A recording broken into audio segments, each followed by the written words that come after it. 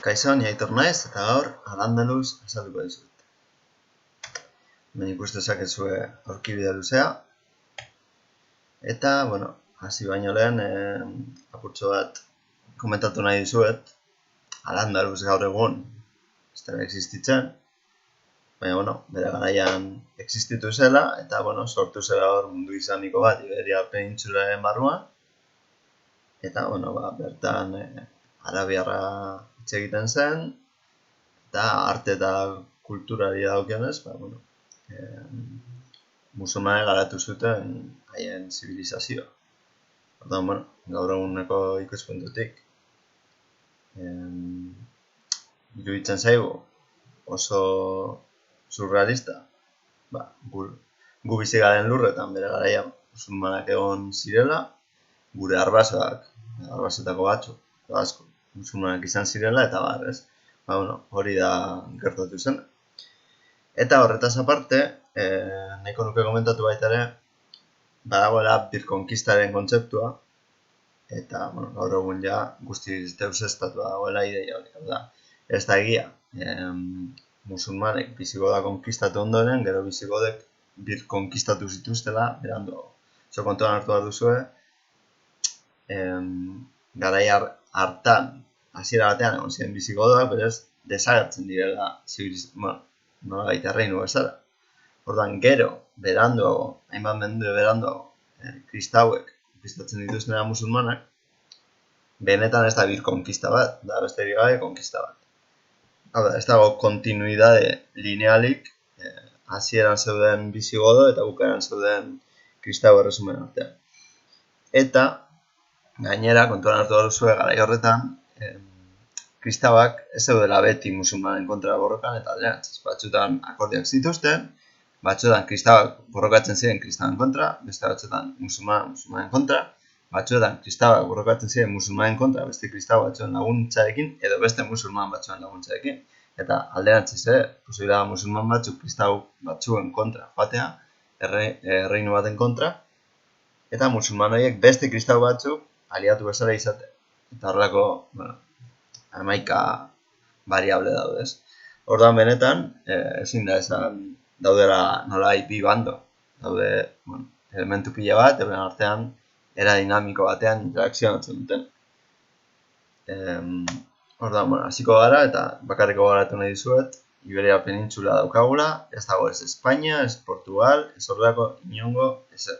Orain dela ziurrenik 19. mendera arte ezin dugu esan Espainia existitzen den.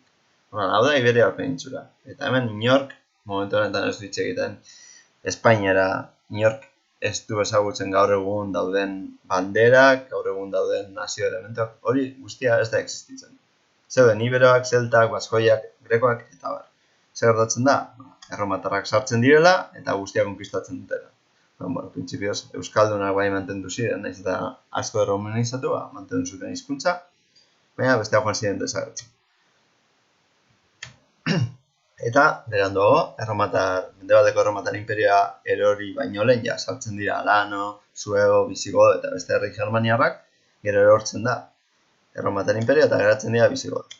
Hori ikusten zeu, apurtza bat tribu baskoiak eta bar egon zirenak, adibidez Bizkaian, karistiarrak egon ziren. Besterik gabe.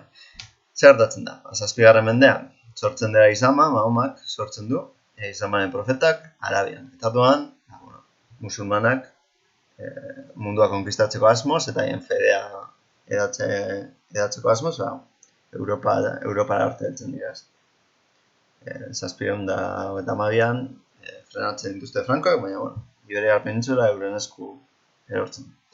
Orduan, 6. mendean, Bizantzio, ekialdeko erromatar imperioa izango litzatekena edo bere garapena, Justinianekin izan zen potentzia nagusia, eta hori ikusten zuen, Mediterraneo ia osoa kontrolatzen zuela, eta, gero zeuden bisigodoak, Iberia penintsulan. Zer gertatzen da? Musulmanak agertzean, Afrika iparralde osoa eta Iberia penintsula euren esku erortzen dela. Kenduta, iparraldean hor baskoiak eta Kantabria, Asturias inguru horretan, ihes egindako bisigodo batzu. Orduan, zergaitik musulmanek konkistatu zuten hain erraz Iberia penintsula? Hispania bezala, Erromako Hispania provintzia edo izango ditzatekena ero ondoren. Oso erraz, konkistatzen dute, bisigodoak haien artean borrokan zeudela. Ikusten duzu, bisigodak Sueba garaitu ostean, sortu zuten erreinu unifikatu bat, ia Iberiar penintsula guztia esku zegoen eta Toledo zen haien hiriburu. Arazoa hemen da, hori ikusten duzen bezala, bi koloretan daudela bisigodak. Rodrigo eta Aguilar aldekoak borrokan zeuden haien artean. Ez dago harri, baina, ematen du bi bandoetako batek eskatu zuela musulmanen laguntza, bestearen kontra borrokatzeko. Baina zer gertatu zen praktikan, azkenean musulmanak ikusterakoan hain ahul zegoela erreinua, dena konkistatu zutela.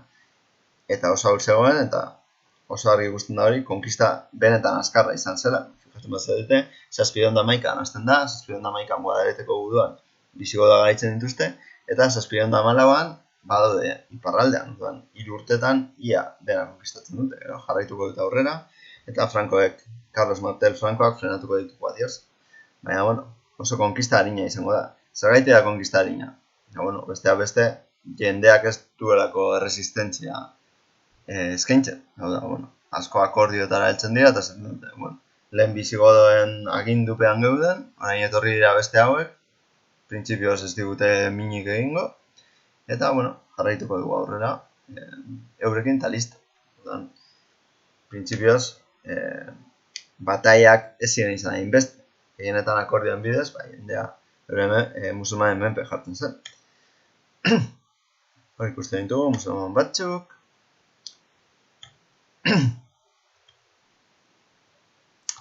Eta nora bisigodak pikutara joan ostean, kalifato erroldoi bat sortzen da, omeiatarrak lortzen dute boterea, eta Siriako familia honek, Damaskotik, haien hiriburutik kontrolatzen du imperio musulman erraldoia. Pentsa dezakezu, hasiera batean oraindik Iberiar penintsulan zeuden bisigodak ez zuten oraindik arabiara kontrolatzen, eta apurka-apurka joango dira, musulman bihurtzen, arabiara ikasten, eta musulmanen kulturan, sartzen, ez? Hemen ikusten duzu, hemen beste mapa batean, argi ikusten da, konkista, fletxak 3 koloretan daude, hiru generalek edo konkistatu zutelako, generalak arabiarrak ziren, eta, Frankoak garaitu zituzten hori parraldean poetiatzen, ez? Horban, zer gertatzen da, kalifato omeia horren barruan sartzen da, dena kenduta iparraldean. Zergaitik iparraldea, ez, besterik gabe musulmanak ez ziotarako garrantzirik eman iparraldeari, klima eta errekurtso aldetik eskasa zen, hotz egiten zuen, eta nahiago zuten lurriko honetan geratu eta listo. Eta, nolaiko tortu ziren kristauak, bisigodak haientzat ez ziren mehatxu bat. Orduan, ez zioten eman garrantzia. Etorkizunean, horrek faktura pasatuko zen. Hor daukazue omeiatarren bandera zuria, eta, imperio osoan zehar, bandera zuri hori dago, omeiatarrak agintzen dute, baina, arazoa sortzen da, 8. mendearen erdialdea baino den. Zein da arazoa? Bagdadeko familia boteretsu batek, Abbasen familiak, erabakitzen du, haiek nahi dutela agindu kalifato honetan. Eta orduan, gerra bat hasten da musulmanen artean. Abbastarrek irabazten dute. Eta ez hori bakarrik. Garaitu ondoren, Abbas honek gonbidatu zituen omeiatarrak bankete batera. Printzipioz, intentzio honekin eta bat. Orduan, omeiatarrak banketera joan ziren, baina benetan trampa bat zen, traizio bat. Eta Abbas honek zegin zuen, banketean hil zituen guztia. Orduan, omeiatar familia nahi zuen desagertarazi. Baina, omeiatar bat eskapatu zen bizirik. Eta hau izango da, Abderraman lehenengo. Orduan, kentzen da omeiatarren kalifatoa eta Abbastarren kalifatoa sortzen da.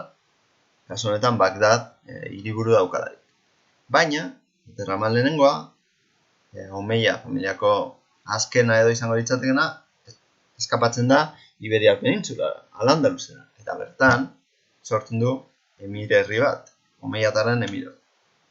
Fijatzen bazarete, bandera beltzak daude, Abbastarren menpe dauden lurraldetan, baina Abderraman lehenengoa. Hor daukaguna, ihes egiten duenez, omeiatarren bandera zuria egongo da Al-Andaluz. Orduan, bueno, ikusten da horra, nolabait politikoki hausten da imperioa, Omeiatarrak Al-Andaluzian eta Abastarrak gainontzeko lurretan, dena dira musulmanak. Baina politikoki diferentzia dituzte. Abderrahmanek, bueno, gorrotatuko du bere familia hilduen Abastarren leinua, ez? Eta horren, bueno, besterik gabe, sortzen du Abderrahmanek emir herri independiente bat, zeinetan nahi berak egintzen da. Baina, kontuan hartu emirra dela, eta emir batek gobernatzen du, eta erabaki militarrak hartzen ditu. Baina, ez dauka erlijioaren gainean zer esanik. Hori kalifa batek bakarrik esan dezake, agindu dezake, islamaren barruan. Orduan, hemen ikusten duzu, erresuma kristalak sortzen joan zirela apurka-apurka. Orduan, hor daukazu, Kordobako Omeia Emiratua, Kordoba hiriburu daukanarik, baina esan dizudan bezala, iparraldean sortzen dira, geratzen dira gotortuta, bisigodoak zirenak, baskoiak hor zeudenak, eta gero Frankoek sortzen dute marka hispanika izeneko zona defensibo bat, musulmanen erasoak frenatzen.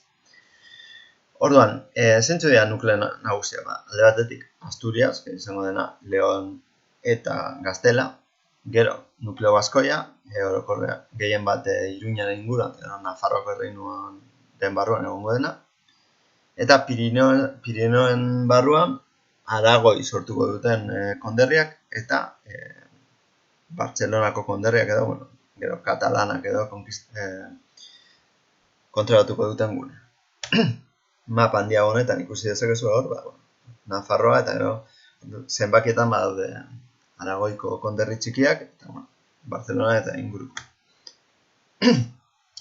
Orduan, Abderrahman lehenengo oso garrantzitsua da, eta bere familiako Abderrahman hirugarrena izango da beste figura oso garrantzitsua. Zergaitik? Hau izango delako lehena, kalifatoa edo kaliferria sortuko dena, hau da. Bere arbasoak ziren emirrak, baina berak erabikitzen du emir baino gehiago bihurtzea, kalife bihurtzea. Eta, bueno, nolabait, agintzeko, erlijio asuntoetan ere agintzeko gaitasuna lortzen. Fijatzen bazarete mapan, ikus daiteke berdearen barruan, badaudela zona hori batzuk. Zona horiek matxinatuta zeuden, bere kontra eta ordan Abderrahman hirugarrenak egiten du. Hauek zapaldu edo mendean. Ordan pazifikatzen du kaliferria barrutik, eta ez hori bakarrik beste mehatxoa kristauena ere kontuan hartzen du eta erasotzen ditu kristauak eta sortzen du horrelako kaliferri potente bat, ez? Izango dena aberatsa, sortuko ditu kulturalki ere oso paro eta bat, ez? Orduan, hau da urrezko aroa musulmanena Iberiar penintsulan, Al-Andalus. Bestalde, aipatzeko da baita ere, printzipioz Abderrahmanen uste dute emaztea, ama eta mama euskaldun edo baskoi jatorrikoak zirela. Eta esaten da berak azal argia zuela, begi argiak, ezakit urdinak edo, eta bizar gorrizka. Honekin ikusten duguna baita ere da, naiz eta bera musulmana izan, itxuraz ez zela musulmana, esaten zen bere bizarra beltz tinte batekin pintatzen zuela eta bar. Orduan, honek erakusten diguna da, mestizajea oso edatua dagoela, bai musulman eta kristauen arteko ezkontzak eta badaude, eta hor, kultura harreman egotaz gain, harreman biologikoak eta ere badaude. Orduan, sortzen da kaliferria eta oso potentea izango da, eta, hor ikusten duzu, goian ja garatu dela Leongo erreinua, Asturiarrek Leon konquistatu ondoren hiriburu bihurtzen dutelako, eta Nafarroa baita ere, Hemen ikusten dugu, kaliferriaren irudi bat, Abderrahman erdian dago teorian, eta gainera sortu zuen Medina izeneko, Medina Zahara edo izeneko jauregi gune bat, eta bar, ez? Zein da hurrengo pertsonai garrantzitsua kaliferriaren barruan? Almansor izeneko general bat. Kontua da, izan bigarrena kalifa, umea da, bere aita hiltzen denean, eta orduan ezin du agindu orain. Horren regentzia bat sortzen da. Berez agindu behar ez duen agindu behar duen familiatik kanpo dagoen pertsona batek, kasu honetan Almanzor generalak agindu zuen. Orduan, hau da azken momentua, zeinetan musulmanak argi eta garbi kristaua baino indartsua badira. Izan ere, Almanzor honek egin zituen ratxia edo arpilatze kanpaina batzuk. Hau da, hasi zen kristauen kontra erasoak egiten eta haien lurra konkistatu eta hirietan sartu eta arpilatzea egiten, ez lapurtzen. Orduan, nolabait beldurra zioten iparraldeko kristau erresumek Almanzor. Zer gertatzen da? Almanzor hiltzen den momentuan, 2002 urtetik aurrera, gainbera sufrituko dutela, hau da, beherantz, gero eta txarrago, jongo dela Al-Andalus, ez?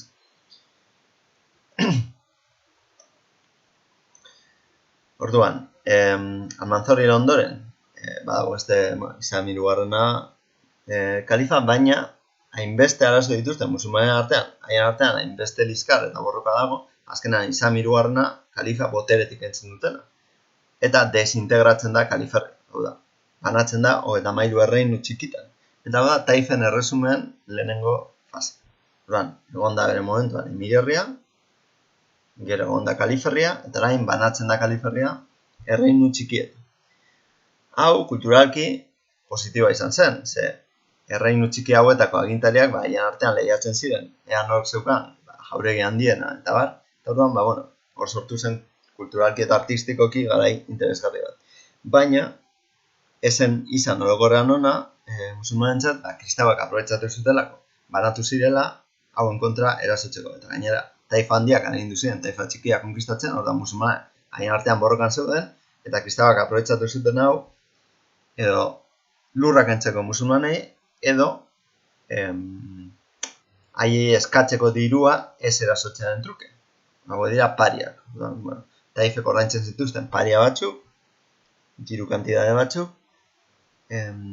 kristauek ez erasotzeko. Baina ziren konturatzen, diru horrekin beranduago, kristauek armada handiagoak egingo zituztela, gero haiek erasotzeko. Kontuan hartu, adibidez, 11. mendean, Zaragoza eroriko dela kristauen esku, eta oso potentea zen Zaragoza, hiri bezala, edo Taifa bezala.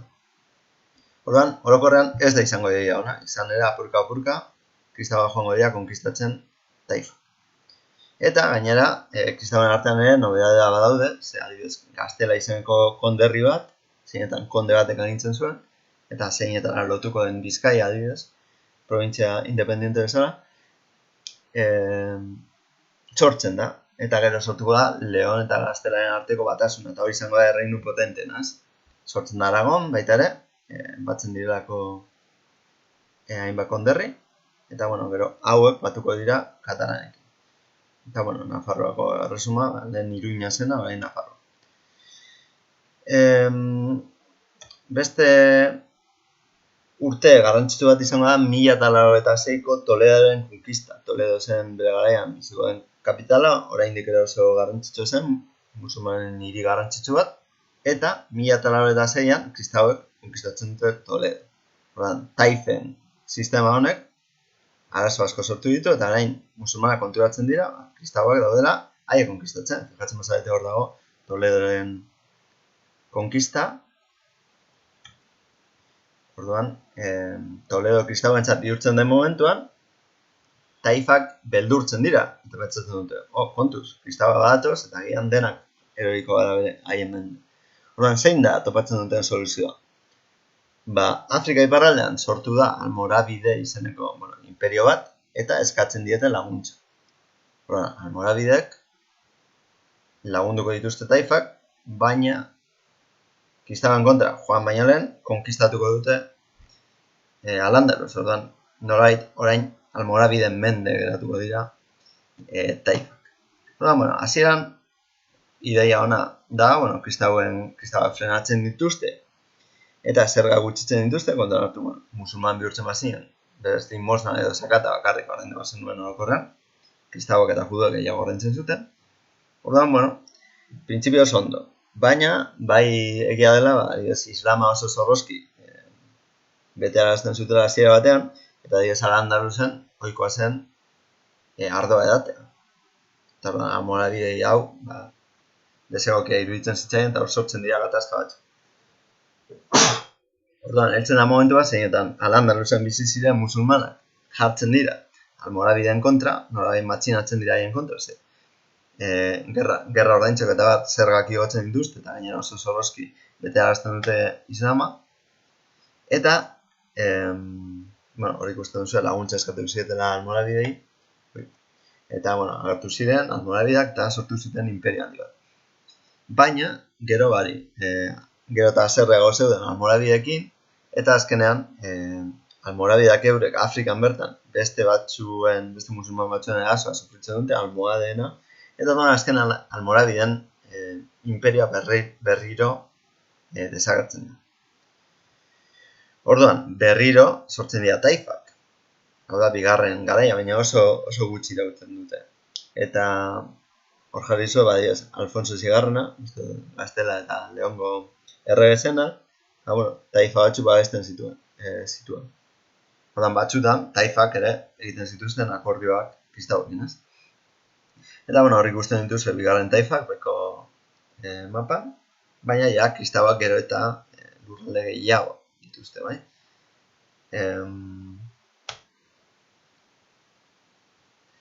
Desagertzen da almorabideen imperioa, pasatzen gara taifa berrietara.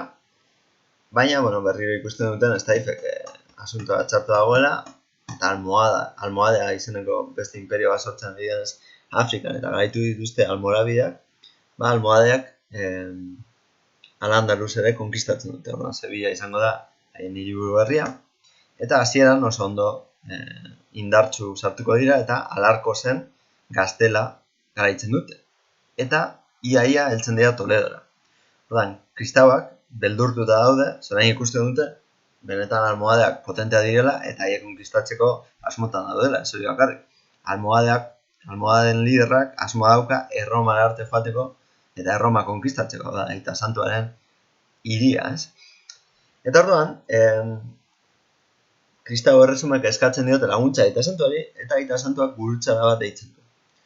Al-Andalusen kontra, almohaden kontra. Eta honek nahi du esan, orain, Iberiar penintsulako kristau saldunez gain, helduko dira, Europatik frantziar jatorriko saldunak eta bat, musulmanen kontra borrokatzeko. Orduan, azkenean, kristau guztiak batzen dira, Iberiar penintsulakoak. Baita ere, Europako batzu. Gotzainak ere joaten dira, Elizaren goi-karguak bataia horretara. Eta, azkenean, Navas de Tolosan, 1912an, erdialdean dagoen zona batean, almohadea garaitzen dituzte. Eta hau da, bataiari garrantzitsuena kristauentzat. Ze, hemendik aurrera ja aldapa bera joango da konkista. Orduan, berriro banatzen dira hirugarren taifetan, oso ahul daude, ja ez dute lagundu Afrikako imperian laguntzarik izango. Eta orduan, apurka-apurka, badoaz kristauak musulmanak konkistatzen. Hau da, hor ikusten duzu almohaden imperioa. Eta hemen daukazue Navas de Tolosako bataia. Hor dago mapan ikusten da, gutxi beran dagoen, Alarko zen galdu zuten, kristauak, baina orain Navas de Tolosan irabazten dute. Eta, nolabait hegoaldeko Al-Andaluseko hiri guztiak konkistatzeko ateak zabaltzen dira bataia honen ondoren. Kuriosidadea bezala, Nafarroako eskutuan esaten da, kateak daudela, Nafarroako erregeak apurtu zituelako kalifa musulmanaren denda babesten zuten lotutako fanatikoen kateak. Hor ikusten duzuen zaldi hori pasatzen pertsonen gainetik. Pertsona horiek lotzen ziren kateekin, eta horrekin esan nahi zutena da hilarte borrokatuko zirela. Eta daude lotuta lurrera. Eta kate horiek esaten da apurtu zituela Nafarroko erregeak, eta gero kateak horregaitik jarri zirela Nafarroko eskutuan. Ez gaur egun mantentzen da. Hori. Orduan, hemen ikusten dugu, nola, hirugarren taifetan, ja oso ahul geratzen dira, Al-Andaluseko musulmanak. Eta orain, batzuetan kristauak beste musulman batzuen laguntzarekin, Sevillan sartzen dira, Gaztela sartuko da Sevillan, Granadako musulmanek lagunduta beste musulman batzuen kontra. Badoaz konkistatzen dena eta oso mende gutxitan dena geratzen da kristauen esku kenduta Granada. Granada, gainera bihurtzen da Gaztela eta Leoiren basaioa, hau da, haien menpekoa da, ordaintzen dio dirua, bai erasotzeko eta balaz. Baina, bueno, azkenean, hau da azken etapa, eta izango da, Granadako nasi erresuma, ez? Dela geratu zen azken, zure bandera eta bar.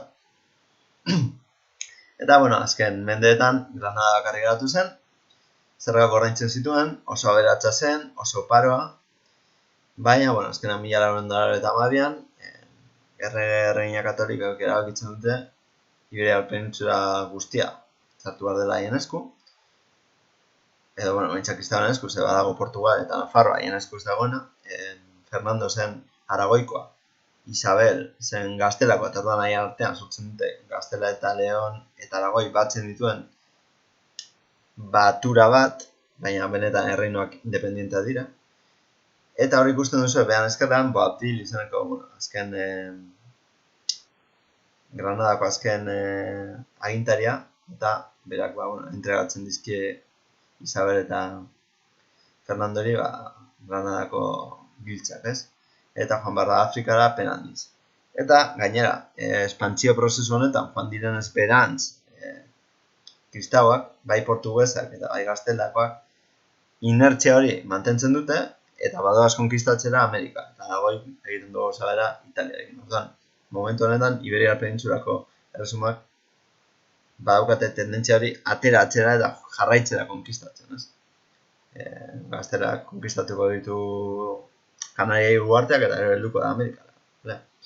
Eta Portugal ere helduko da Brasilera, gero Afrikara baita ere, eta bar. Eta, bueno, Nafarroa geratzen da hor, ezin du aurrera egin, eta orduan Frantziarekin ariatzen da, baina azkenean Fernando Aragoikoak eta, bueno, Albako dukeak konkistatzen dute, eta sartzen da derrigorrez Gaztelaren barruan. Gipuzkoa, Araba eta Bizkaia jasortu ziren, erdi gerra, erdi akordioen bidez, Gaztelaren barruan, baina autonomia daukatetan barruan nahi duten egiten. Horra hemen ikusten dituzu erregina hauek, konkistatu zutenak, eta, bueno, printzipioz, musulman pila bat geratu ziren. Batzuk joan ziren, baina beste asko geratu ziren oraindik haien kristau erresumaren barruan, eta uzten zieten bertan geratzen. Zer gertatzen da?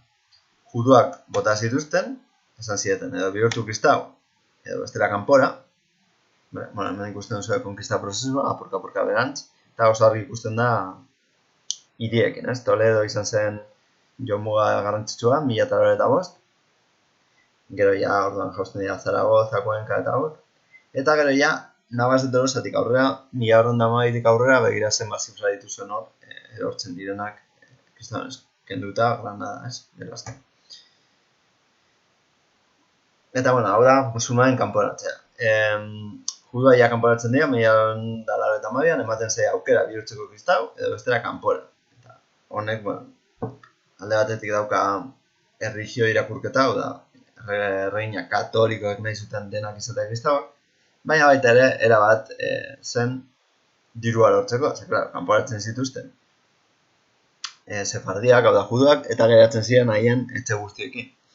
Eta oraindik gaur egun, badaude sefardi batzuk, dituztenak, haien arbozoen etxearen giltzak.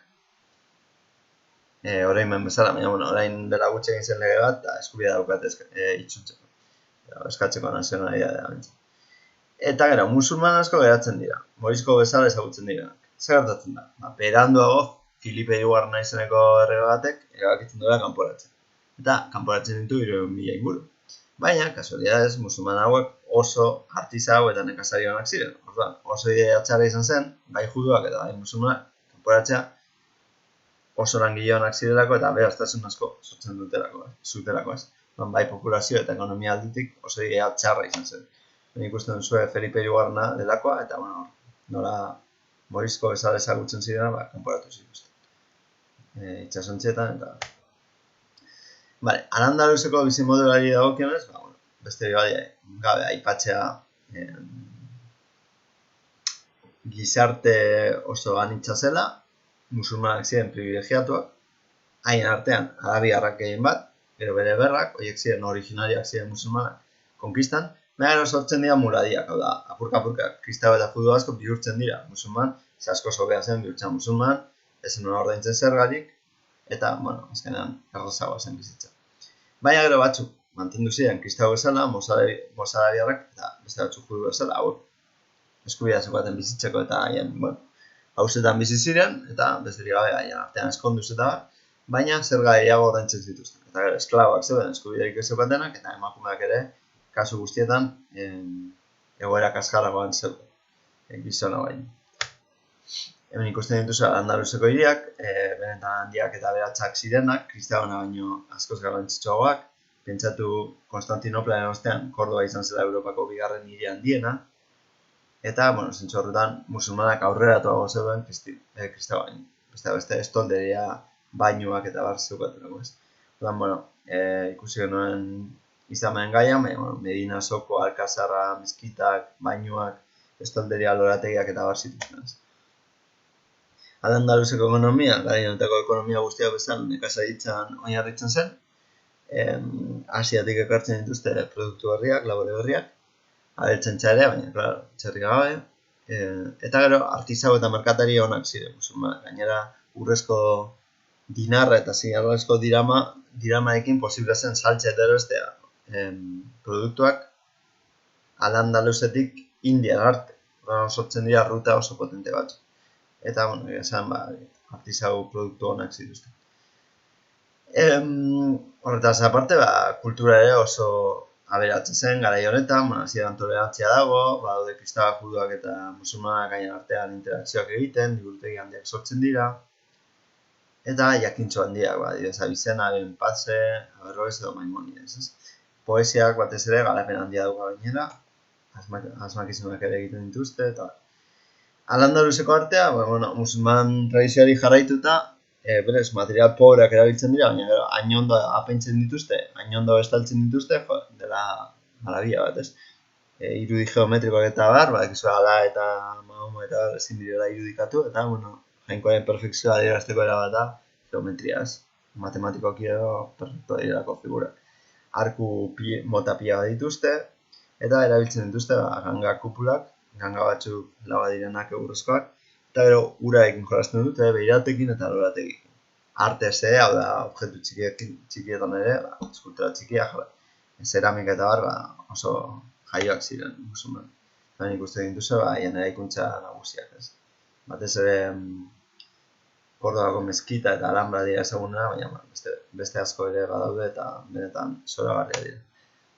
Egia esan pena da, galdu dela, kristauak ero zuntzitu zuten ondare horretako zendian.